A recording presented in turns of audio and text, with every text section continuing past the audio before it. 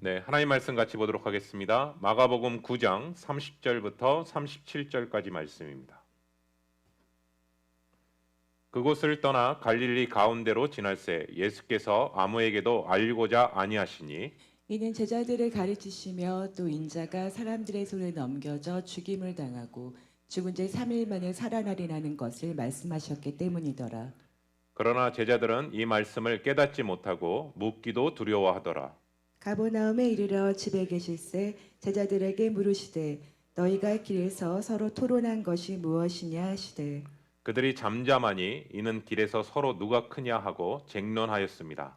예수께서 앉으사 12제자를 불러서 이르시되 누구든지 첫째가 되고자 하면 무사람의 끝이 되며 무사람을 섬기는 자가 되어야 하리라 하시고 어린아이를 하나를 데려다가 그들 가운데 세우시고 안으시며 제자들에게 이르시되 누구든지 내 이름으로 이런 어린아이 하나를 영접하면 곧 나를 영접함이요 누구든지 나를 영접하면 나를 영접함이 아니요 나를 보내신 이를 영접함이니라. 아멘. 아멘. 지난번 설교에서요. 물과 불에 뛰어드는 그 귀신 들린 아이를 정작 제자들은 고치지 못했을 때 예수님께서 고치시고 난 후에 제자들이 은밀하게 주님 앞에 질문합니다. 주님, 우리는 왜 귀신을 쫓아내지 못했죠? 라는 그 질문 앞에 예수님께서 마가복음 9장 29절에 이렇게 말씀하시거든요. 기도 외에는 이런 유가 나갈 수 없느니라 라고 말씀하십니다. 악한 영의 역사가 있는 곳에는 그 악한 영을 쫓아내는 것은 바로 기도다라는 것을 얘기하십니다. 그리고 마태복음 17장 21절에서는 또 뭐라고 얘기하시냐면 기도와 금식 외에는 이런 유가 나갈 수 없느니라라고 또 말씀하시거든요. 사랑하는 성도 여러분, 금식은요 우리의 육신을 제하고 우리의 영이 더욱더 왕성하게 움직이는 게 바로 금식이거든요. 금식은 자기를 부인하는 것입니다. 그렇기 때문에 금식을 하며 나아갈 때 영의 기도로 나아가게 되는데 영의 기도는 하나님께서 기뻐하시는 기도, 성령의 인도함을 받는 기도, 그리고 하나님의 마음에 합한 기도로 나아가는 것이 바로 영의 기도다라는 것을 나누었습니다. 그리고 참된 금식의 의미는 고통당하는 영혼들을 그것을 끌어안으며 하나님 앞에 중보기도하며 하나님 앞에 나아가는 것이고 흉악의 결박을 풀어주며 멍에의 줄을 끌어주며 압제당하는 자를 자유케 하는 것, 그것이 바로 참된 금식에 대한 의미이고 그것이 영적 전쟁으로 이어진다라는 사실도 같이 말씀 가운데 나누게 되었습니다. 왜냐하면 우리는 죄와 사망의 마귀의 종로를 타는 자들이거든요. 그런데 참된 금식을 통해서 하나님 앞에 기도하며 부르짖을 때 그 영혼이 어둠에서 빛과 생명으로 옮겨지는 역사가 일어난다라는 사실을 우리가 성경을 통해서 다시 한번 우리에게 증거하고 계십니다. 저는 이 말씀을 통해서 지난 한 주간 삶 속에서 이렇게 적용하게 됩니다. 사랑하는 성도 여러분, 우리가 만약에 신앙의 열정이 식었다면 그 열정이 회복될 때까지 기도하셔야 합니다. 우리의 마음 가운데 예배의 감격이 자꾸 사라지고 있다면 예배의 감격이 회복되도록 회복될 때까지 기도하셔야 됩니다. 여러분, 우리의 인생의 문제가 여전히 믿음 가운데 해결되지 않는 문제가 있다면 그 문제를 믿음의 역사 가운데 해결될 수 있도록 계속해서 기도로 나아가셔야 된다는 사실입니다. 우리가 예배 가운데서도 오늘 말씀을 통해서 다시 한번 깨닫는 것은 기도할 때 우리가 하나님 앞에 부르짖어 기도할 때 음부의 권세가 우리를 시험잡지 못하고 하나님의 영이 하나님의 강력한 역사로 이겨낼 줄로 믿습니다. 그러면 오늘 본문의 말씀은요, 제자들과 함께 그 질문을 답하신 후에 이제는 어디를 향해 가시냐면 갈릴리로 가시는 가운데서 나오는 장면이 본문에 펼쳐지는 장면을 보게 됩니다. 예수님은 이제는 어느 방향을 가고 있냐면 예루살렘을 향해 가고 있거든요. 근데 예수님이 지금 예루살렘으로 가는 그 길은 모욕과 십자가를 지시는 그 길을 걸어가고 계시는 상황이고 그 상황 속에서 제자들은 여전히 예수님의 십자가에 대한 그 말씀을 이해하지 못하고 더 정확하게 말하면 이해하고 싶지 않은 그 상태로 지금 그 길을 걸어가고 있다는 사실입니다. 우리 말씀 보겠습니다. 마가복음 9장 30절부터 32절입니다. 그곳을 떠나 갈릴리 가운데로 지날새 예수께서 아무에게도 알리고자 아니하시니 이는 제자들을 가르치시며 또 인자가 사람들의 손에 넘겨져 죽임을 당하고 죽은 지 3일 만에 살아나리라는 것을 말씀하셨기 때문이더라. 그러나 제자들은 이 말씀을 깨닫지 못하고 묻기도 두려워하더라. 아멘. 아멘. 예수님께서는 이제 십자가를 지러 가시는 그 길 가운데서 이제는 본격적으로 왜 예수님께서 이 땅에 오셨는지 성육신하셨던 그 부분들에 대해서 구체적으로 말씀하고 계십니다. 이제는 다른 사역들을 펼쳐져 나가시는 게 아니라 이제는 본질적인 예수 그리스도의 십자가에 대한 부분들에 대해서 제자들에게 가르치기 시작하셨고 거기에만 포커스를 두는 것을 보게 됩니다. 여러분 오늘 본문에서 갈릴리를 지나가셨다라고 표현하고 있는데 예수님의 사역 가운데서 가장 풍성한 사역이 펼쳐진 곳이 바로 갈릴리 지역이거든요. 기적과 이사가 가장 많았던 곳이거든요. 그렇기 때문에 많은 사람들이 예수님을 알아보고 많은 사람들이 예수님을 쫓아다니는 그 상황의 장소를 지나가시는데 오히려 그 장소를 가시는 가운데서 분산되지 않고 사람들에 의해서 지연되지 않게 하기 위해서 은밀하게 그 길을 통과하고 계시다라는 성경으로 얘기하고 있습니다. 그리고 제자들에게 뭐라고 하냐면 내가 사람들에게 손에 넘겨지게 될 것이고 이제는 죽임을 당할 것이다. 그리고 죽임을 당한 후에 3일 만에 부활할 것이다 라고 분명히 제자들에게 다시 한번 말씀하고 계십니다. 그런데 마가에 의하면 이러한 사실들에 대해서 제자들이 예수님 앞에 묻지 않았다라고 얘기합니다. 왜냐하면 두려워했기 때문이다. 여러분 그 첫 번째 이유는 뭘까? 왜 예수님한테 그 질문을 하지 않았을까라고 한다면 첫 번째 예수님께서 순환을 얘기하셨거든요. 베드로의 신앙 고백하고 난 후에 예수님께서 베드로가 바로 얘기하죠. 십자가 얘기를 듣자마자 주님 그거 지시면 안 됩니다 라고 얘기했을 때 사단아 물러가라 라고 하면서 호되게 책망했던 장면이 우리가 그 말씀을 통해서 보게 되거든요. 그래서 제자들은 십자가라는 단어 그것에 대한 얘기를 할 때마다 혹시 또 책망받는 거 아니야? 그래서 그 마음 가운데 묻지 않았던 부분도 있었던 것 같아요. 근데 같은 장면을 다루고 있는 마태는요. 제자들이 마음속에 근심했다라고 표현하고 있습니다. 그러니까 그 마음속에 제자들이 두려워했고 근심했기 때문에 물어볼 염두를 내질 못했다라고 성경은 표현하고 있거든요. 더구나 예수님께서 죽음에 대해서만 얘기하신 게 아니라 3일 만에 내가 부활할 거야 라는 그 부분도 얘기하고 있는데 제자들의 상식으로는 마지막 때의 부활은 모든 인류의 부활을 의미하는 거기 때문에 도저히 그 예수님의 부활에 대해서 이해할 수 없었다라는 것을 같이 나눴습니다. 그러니까 주님이 진짜 제자들과 나누고 싶었던 대화는 이러한 영적인 대화를 깊이 나누고 싶었는데 제자들은 전혀 그것에 대해서 생각조차 하지 않으려는 모습을 보게 되는 것이죠. 여러분 베드로와 요한과요 야고보는 변화산에 올라갔었잖아요. 그 변화산에 올라가서 엄청난 체험을 하게 되죠. 그런데 그 가운데서 하나님의 음성에 클리어하게 하셨던 게 뭐냐면 너희는 그의 말을 들으라라고 말씀하시거든요. 다른 어떠한 것도 아니라 예수 그리스도의 그 말을 들어라라고 하는데 정작 예수님이 하신 말씀에 대해서는 전혀 귀를 기울이지 않는 제자들의 모습이 오늘 성경에서 펼쳐지게 됩니다. 사랑하는 성도 여러분, 제자들뿐만 아니라 오늘을 살아가고 있는 우리들에게도 정직하게 돌아봐야 될 것은 뭐냐면 복음 중에 핵심은 무엇이냐? 바로 예수 그리스도의 십자가와 부활입니다. 우리가 어떠한 사역을 했고 어떤 것이 교회에 있는 것이 중요한 것이 아니라 사실은 핵심 중에 핵심은요. 예수 그리스도의 십자가와 부활이에요. 근데 그 소식들이 자꾸 안 들려지는 것이고 아니요. 정확하게 얘기하면 우리가 자꾸 관심을 갖지 않게 되는 것이죠. 마치 제자들의 지금의 모습처럼요. 그러나 제자들은 자신들이 이해할 수 없고 자신들이 또 되기를 희망하는 일들에 대해서만 관심을 갖고 있어요. 그것이 바로 오늘 본문에서 보시면 말다툼까지 이어지게 됩니다. 볼까요? 마가복음 9장 33절부터 34절이요. 가버나움에 이르러 집에 계실새 제자들에게 물으시되 너희가 길에서 서로 토론한 것이 무엇이냐 하시되 그들이 잠잠하니 이는 길에서 서로 누가 크냐 하고 쟁론하였습니다. 아멘. 아멘. 갈릴리를 지나 가버나움 집에 머무르셨을 때 예수님께서 질문하십니다. 너희들이 계속해서 토론했던 것이 무엇이냐? 여러분 여기서 토론하다라는 단어가 어떤 단어로 사용하였냐면 미완료 과거형으로 사용됐더라고요. 다시 말씀드리면 갈릴리서부터 통해서 지금 가버나움에 도착하기 전까지 너희들이 계속해서 길에서 논쟁했던 이야기가 그리고 여전히 결론에 이르지 못했던 그 내용이 무엇이냐라고 질문하시는 거예요. 사실은 예수님은 제자들이 계속해서 그 길을 오는 가운데서 얘기하는 것을 다 아셨겠죠.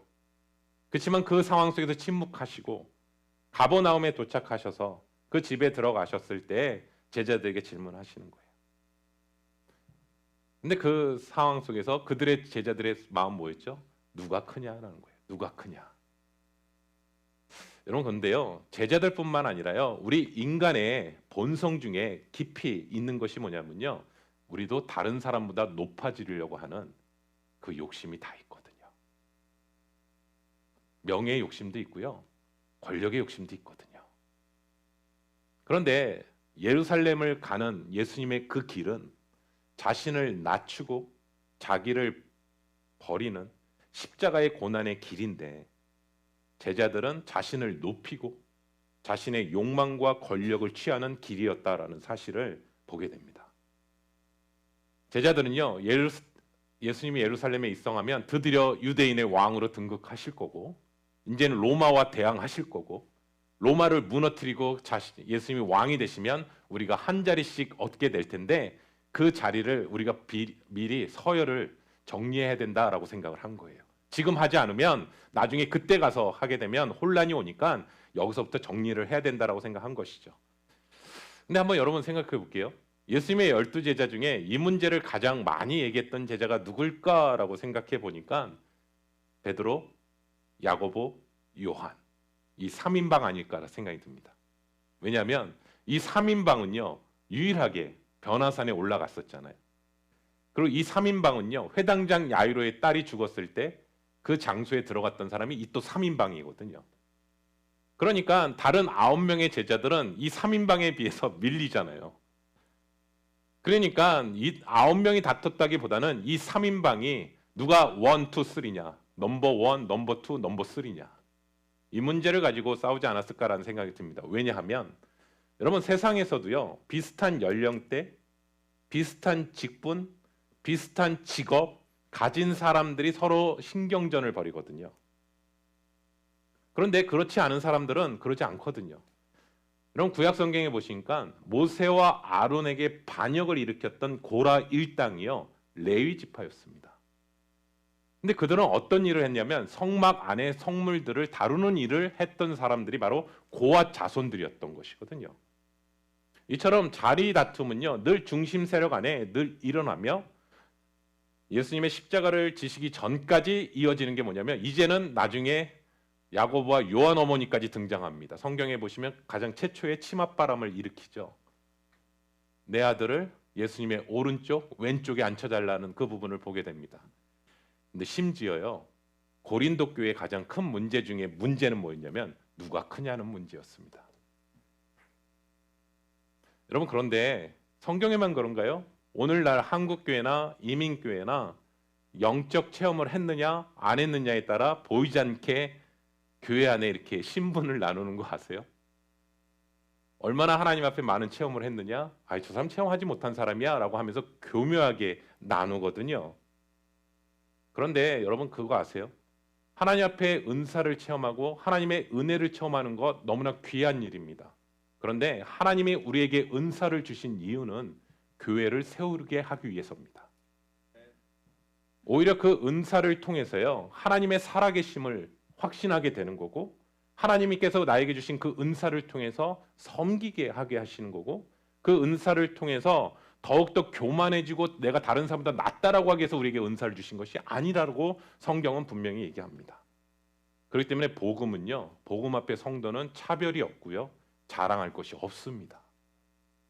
그렇기에 주님은 과연 누가 진짜 너희들이 계속해서 고민했던 누가 첫째냐, 누가 큰 자냐라는 그 문제에 대해서 영적인 가르침을 오늘 본문에서 얘기하고 있습니다. 우리 한번 볼까요? 마가복음 9장 35절입니다. 예수께서 앉으사 12제자를 불러서 이르시되 누구든지 첫째가 되고자 하며 무사람의 끝이 되며 무사람을 섬기는 자가 되어야 하리라 하시고. 아멘. 아멘. 사랑하는 성도 여러분, 저는 이 말씀 안에서요, 정말 중요한 영적 교훈이 담겨져 있다고 생각합니다. 그것은 뭐냐면, 누구든지 하늘에서 첫째가 되고자 한다면 이 땅에서 무사람의 끝이 되고 무사람을 섬겨야 된다라고 분명히 얘기하십니다. 왜요? 예수 그리스도께서 그렇게 하셨기 때문에 그래요. 사도 바울이 고백한 것처럼 예수님은 하나님의 아들이심에도 불구하고, 하나님과 동등됨을 취하실 수 있는 분임에도 불구하고 자기를 낮추시고 죽기까지 순종하셨다라고 표현하거든요. 존귀와 영광을 받으셔야 될 분이 바로 예수님이신데, 살아계실 때 예수님은 뭐라고 하시냐면 나는 섬김을 받으러 온 것이 아니라 내가 오히려 섬기러 왔다라고 말씀하시고, 또 먼저 섬김을 본을 보여주시고요, 그 섬김을 보이셨던 예수 그리스도께서 죽으시고 부활하시고 승천하시고 난 후에 다시 오실 그 주님은 만왕의 왕, 만주의 주로 오신다라는 사실인 거거든요. 우리도 마찬가지예요. 우리가 이 땅 가운데 정말 하늘에서 하늘의 통치권을 부여받는 사람이라면 이 땅 가운데서 특별히 끝이 돼야 된다라는 거예요. 그리고 섬기는 자가 돼야 된다라고 분명히 성경은 우리에게 얘기합니다. 제가 임직식 때 우리 한번 나눴잖아요. 기억나시나요? 임직의 순서가 바로 뭐라고요? 순교의 순서다. 아멘 또 안 하시네요. 예. 그러면 선뜻 임직 받고자 하지 않을 거예요. 근데 정확하게 하면 순교의 순서가 맞습니다. 제일 먼저 죽어야 될 사람은 접니다. 그 다음은 누굴까요? 장로님이십니다. 그 다음 누굴까요? 권사님이십니다. 그 다음 누굴까요? 안수집사님이십니다. 와, 나는 아니네. 다른 분도 죽습니다. 근데 저는 오늘 본문 말씀을 통해서 또 하나 깨닫게 됐어요. 그것은 뭐냐면 직분의 순서가 바로 섬김의 순서다. 가장 많이 섬겨야 될 순서다. 왜냐하면 낮은 자세로 섬김의 본이 되어야 되는 바게 바로 직분의 자리다. 그럼 여기서 이렇게 되면 지금 직분자들만 부담이 느껴지다. 아니요. 그렇다면 이분들만 섬겨야 될까요? 아니요. 여기 계신 모든 분들 성도 한 분 한 분이 그리스도의 제자 아니십니까? 제자들은요. 모든 사람들에게 있어서 섬기는 본이 되어야 된다는 사실입니다. 서로 섬기고 서로 짐을 나누고 또 서로 존중해주고 그리고 성경이 또한 이렇게 얘기합니다. 너희를 인도하는 자들에게 있어서 뭐라고 하냐면 복종하고 순종하라. 그것이 바로 너희들에게 영적으로 유익하니라. 우리 말씀 볼게요. 히브리서 13장 7절이랑요. 16절 17절 말씀입니다. 하나님의 말씀을 너에게 일러주고 너희를 인도하던 자들을 생각하며 그들의 행실의 결말을 주의하여 보고 그들의 믿음을 본받으라. 오직 선을 행함과 서로 나누어 주기를 잊지 말라. 하나님은 이 같은 제사를 기뻐하시느니라. 너희를 인도하는 자들에게 순종하고 복종하라. 그들은 너희 영혼을 위하여 경성하기를 자신들이 청산할 자인 것 같이 하느니라. 그들로 하여금 즐거움으로 이것을 하게 하고 근심으로 하게 하지 말라. 그렇지 않으면 너희에게 유익이 없느니라. 아멘. 아멘. 여러분 저는 성경을 읽다 보면 굉장히 역설적인 책이라고 생각이 들어요. 왜냐하면 살고자 하면 죽으라고 얘기하고요. 죽고자 하면 살 거라고 얘기합니다. 한 알의 밀알이 땅에 떨어져 죽지 않으면 많은 열매를 맺을 수 없다라고 얘기합니다. 그리고 사도 바울도 사도행전에서 뭐라고 하냐면 주는 것이 받는 것보다 복이 있다라고 얘기합니다. 여러분 예수님 시대의 섬김은요. 어떤 사람들이냐면 가난한 자들, 포로로 끌려왔던 자들, 사회적 약자들, 힘없는 자들이 힘 있는 권세자들을 섬기는 게 바로 그것이었습니다. 그런데 예수님은 이러한 섬김의 개념을 완전히 뒤집어 엎으신 거예요. 뭐라고 얘기하시냐면 진정한 섬김은 내가 섬기지 않아도 되는데 섬기는 것이다. 그래서 성경에 보시면 특별히 신약 성경에 종이라는 개념 있잖아요. 종을 많이 사용하잖아요. 종. 그 의미가 어떤 것이냐면 종이 된다라는 의미는 단순히 내가 노예 신분이 된다. 노예가의 위치에 차지를 한다는 뜻이 아니에요. 전혀 보상을 바라거나 요구하는 것 없이 다른 사람의 필요를 채워주기 위해 아낌없이 마음을 쏟는 자세를 의미할 때 바로 종이란 단어를 사용해요. 그러니까 예수님의 사명은 뭐냐면 다른 사람들을 섬기고 자신의 생명을 내어주는 것이었잖아요. 그러니까 진정한 리더는 종의 마음을 갖는 거예요. 이러한 주님의 그 마음을 갖고 섬기는 것으로 나아가는 거예요. 그렇기 때문에 어느 지책보다도 중요하지 않은 거예요. 그래서 종에 대한 개념을 깊이 깨닫게 되면 어떤 고백을 하냐면 저는 무익한 종입니다. 종이라는 단어까지 내려가도 어마어마한 건데 거기에 앞에 형용사를 붙이는 것이죠. 저는 무익한 종입니다. 사랑하는 성도 여러분, 내가 정말 존중받기를 원하면 그 다른 사람을 존중하십시오. 내가 정말 인정받고 싶다면 다른 사람을 정말 인정하십시오. 정말 내가 인도하는 자가 되고 싶다면 먼저 순종하고 따르십시오. 여러분 서양 속담에도요 이런 게 있어요. 좋은 팔로워가요 좋은 리더가 됩니다. 우리 계속해서 말씀 볼게요. 마가복음 9장 36절부터 37절입니다.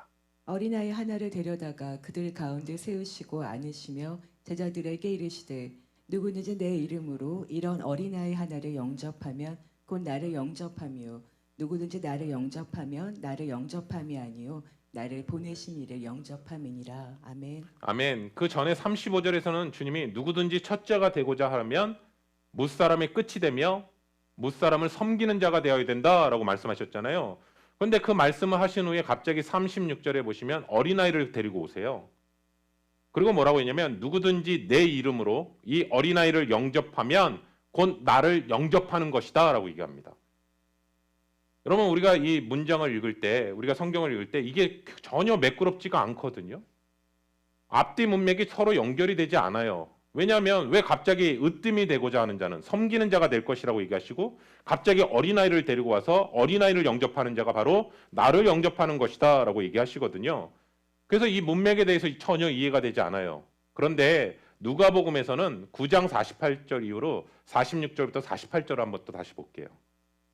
제자 중에서 누가 크냐 하는 변론이 일어나니 예수께서 그 마음에 변론하는 것을 아시고 어린아이 하나를 데려다가 자기 곁에 세우시고 그들에게 이르시되 누구든지 내 이름으로 이런 어린아이 하나를 영접하면 곧 나를 영접하며 또 누구든지 나를 영접하면 곧 나를 보내신 이를 영접함이라.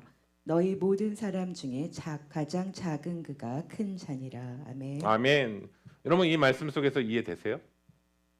너희 모든 사람 중에 가장 작은 자가 가장 큰 자다. 서두에서 말씀드린 것처럼 역설적인 거잖아요. 지금 예수님이 말씀하시는 게.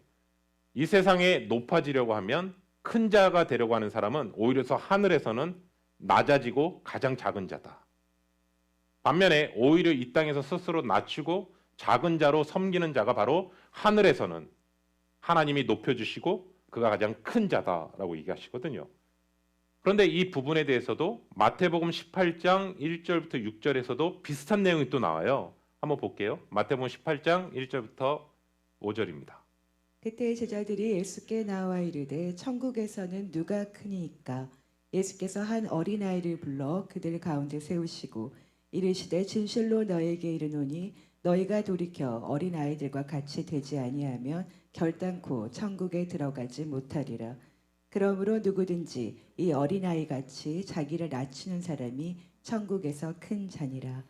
또 누구든지 내 이름으로 이런 어린아이 하나를 영접하면 곧 나를 영접함이니. 아멘. 아멘. 여러분, 마태복음 내용이랑 비교해 보고 마가복음 내용이랑 같이 연결해 보면 이해가 됩니다. 왜 예수님이 어린아이를 데려다가 이 상황을 설명하셨는지. 왜냐하면 누구든지 이 어린아이와 같이 자기를 낮추는 사람이 천국에서 큰 자다. 여러분, 저는 이 말씀을 통해서 요즘 시대로 읽잖아요. 그러면 크게 와닿지 않는 것 같아요. 왜냐하면 요즘 아이들은요, 왕처럼 대접받는 시대입니다. 왜 미국에 오셨습니까? 질문하잖아요. 아이들 교육을 위해서 왔습니다라고 하신 분들이 되게 많아요. 이민 오셨을 때. 아이들이 왕이에요, 사실은요. 오히려 할아버지, 할머니들이 푸대접을 받습니다. 너무 심히 공감하시면 제가 당황되는데. 그러나 불과 50년 전만 해도요, 이러지 않았어요. 아이들과 여자들과 마찬가지로요, 인권이 존중되지 않아요. 요즘 여전히 인권이 존중 안 되는 나라들도 많거든요. 여자와 아이들을 향해서. 그리고 사회적 약자로 무시를 했다고요. 여러분, 우리도 한국에서요, 유교적 사회였을 때는요, 어른을 굉장히 존중했거든요. 저는 어렸을 때 기억이 나요. 어른이 밥 숟가락을 들기 전에 제가 먼저 들었다가는 밥 숟가락으로 맞습니다. 다 경험하셨죠? 예. 그리고 다 드시고 나서, 그리고 제가 먼저 빨리 먹었다고 해서 숟가락 놓으면 안 됩니다. 어른이 다 드시고 나서 그때 숟가락을 놔야 됩니다. 초등학교 2학년 때 일을 아직도 기억합니다. 외할머니가 오신 거예요. 그날따라 평소에 안 먹던 음식들이 나오더라고요. 고기 반찬이 나오더라고요. 물론 제가 북한에 있었던 건 아닙니다. 근데 음식이 나와서 고기다 하고 이제 젓가락을 내는 순간 밑에서 그 밥상 밑에서 뭔가 뱀과 같은 손이 이렇게 올라오면서 제 허벅지를 꽉 꼬집더라고요. 아유, 어머니 드세요. 한번 물리고 나서 그 다음에 이제 좀 침착했습니다. 그래서 그 다음에 또 손을 내미는 순간 다시 아! 그래서 그 다음에 어머니 하신 말, 아유 광재는 고기를 싫어해요 어머니 많이 드세요. 여러분 그런 경험 없으셨나요? 근데 더 당황되는 건 뭔지 아세요? 요즘도 그런 거 아세요? 제가 가끔 이렇게 아침에 나올 때 이렇게 뭐 음식 있으면 이렇게 먹고 나오거든요. 그럼 전화가 와요 아내한테. 당신 그거 먹었어? 먹었어 있어서 했더니 애들 줄 건데 왜 먹어? 애들이 짜증 낸단 말이야. 왜 먹어? 과거에도 치이고 지금 현재도. 그래서 제가 그 다음에는 가장인데 이것도 못 먹어? 막 그러다가 어느 순간 제가 그럽니다. 이거 먹어도 돼? 여러분 그 예수님 당시의 이 상황이랑 오늘날이랑 좀 안 맞는 것 같아요. 그런데 여러분 2000년 전에 유대 사회에서는요 어린아이랑 여자는 숫자에 들어가지 않았잖아요. 그리고 사회적 너무나 소외된 사람들이었기 때문에 자신들을 높일 수가 없었어요. 아예 어린아이다라는 것 자체가 낮출 수밖에 없었던 상황인 것이죠. 그렇기 때문에 주님은 뭐라고 했냐면 어느 누구도 이 어린아이에게 주목하지 않는데 이 주목하지 않는 아이를 받아들이고 그 아이를 영접하게 되면 그게 바로 나를 영접하는 거야. 그렇게 말씀하시는 것이죠. 왜요? 이 아이는 도움도 되지 않거든요. 이 아이를 잘 섬긴다고 해서 그 혜택이 오는 것도 아무것도 없거든요. 그런데 그렇게 하는 그것이 바로 나를 영접하는 거야. 여러분 주님이 최후의 심판에 대해서 말씀하실 때 한번 진지하게 들어보세요. 마태복음 25장 40절에 이렇게 얘기하시거든요. 여기 내 형제 중에 지극히 작은 자에게 한 것이 곧 내게 한 것이라. 주님 제가 언제 그렇게 했죠? 그를 모를 정도로. 왜냐하면 너무나 작은 자기 때문에. 그래서 이 사실에 대해서도 분명히 깨우치십니다. 여러분 사회적 약자를 예수님의 마음으로 예수님의 우대하는 그 마음으로 살피신다면 그게 바로 예수님을 영접하는 거라고 얘기하시는 거예요. 사랑하는 성도 여러분, 주님은 우리를 섬기시기 위해 성육신 하셨습니다. 지난주에 우리 크리스마스 예배 드렸는데 말구유 정말 낮고 낮은 자리까지 오셨습니다. 왜요? 우리를 섬기시기 위해서. 그리고 거기에서 끝난 것이 아니라 구약 성경에도 이렇게 표현하던데요. 고아와 과부의 하나님은 재판장이시요 아버지시니라. 어느 누구도 주목하지 않거든요. 고아랑 과부한테는요. 그런데 하나님 뭐라고 하시면 친히 그들의 재판장이고 내가 그들의 아버지다. 잠언 19장 17절에 이렇게 얘기합니다. 가난한 자를 불쌍히 여기는 것은 하나님께 꾸어드리는 것이니 그의 선행을 그에게 갚아주시리라.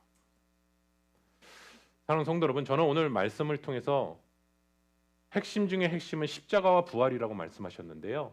그 십자가를 잘 담아내는 것이 무엇일까? 그것이 바로 복음의 핵심이 담아내는 것은 겸손과 순종입니다. 그래서 저는 오늘날 시대 가운데 우리가 가장 잃어버린 것이 무엇일까? 겸손과 섬김 아닐까요?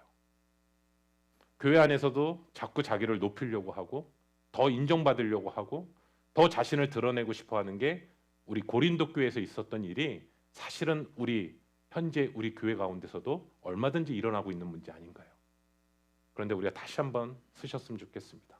주님께서 우리를 어떻게 사랑하셨는지, 그리고 그 사랑 앞에 우리는 정말 무익한 종이라는 사실을 늘 기억하며 주님께서 부어주셨던 그 사랑, 그 십자가의 사랑에 대해서 다시 한번 겸손과 섬김으로 나아가는 우리 귀한 형제사랑교회 영적 가족 공동체가 되기를 예수 그리스도의 이름으로 축원합니다. 기도하겠습니다. 사랑의 하나님, 우리의 신앙생활 가운데 잘 잊어버리고 잘 순종하지 못하는 겸손과 섬김을 잃어버리고 살아가고 있는 것은 아닌지 오늘 말씀을 통해 다시 한번 비추게 됩니다. 주님이 십자가의 길을 걸어가시는 그 길 가운데서도 여전히 제자들은 주님의 십자가에는 관심이 없고 자신들의 명예와 자신들의 권력에 욕심을 두며 살아가는 그 제자들의 모습을 말씀을 통해 비추게 됩니다. 사랑의 하나님, 우리도 예수님을 이용해서 자꾸 우리를 높이려고 하는 우리의 신앙은 없는지, 예수님을 자꾸 이용하려고 하는 우리의 사악한 마음은 없는지 말씀 앞에 다시 한번 비추게 하여 주시고, 주님께서 끝까지 낮아지시고 겸손하시며 섬김으로 나아갔던 그 자리를 우리는 자꾸 다른 사람들을 향해서 자신을 드러내려고 하는 그러한 모습으로 나아가고 있지는 않은지 오늘 말씀을 통해 비추게 하여 주시고, 주님 앞에서 우리는 너무나 무익한 종이기에 주님이 걸어가셨던 그 길을 다시 한번 우리의 마음에 새기며 겸손과 섬김의 자리로 나아갈 수 있는 우리 귀한 시간이 되게 도와주시옵소서. 십자가의 그 은혜 앞에 감격하는 시간이 되게 도와주시고, 주님이 모셔주셨던 그 사랑이 우리 귀한 성도님들 한 분 한 분을 통해서 흘러가게 하여 주셔서 우리 귀한 형제사랑교회 안에서는 섬김과 겸손과 사랑이 늘 흘러넘치는 우리 귀한 하나님의 공동체로 더욱더 주님 붙들어 주시옵소서. 예수님의 이름으로 기도드립니다. 아멘.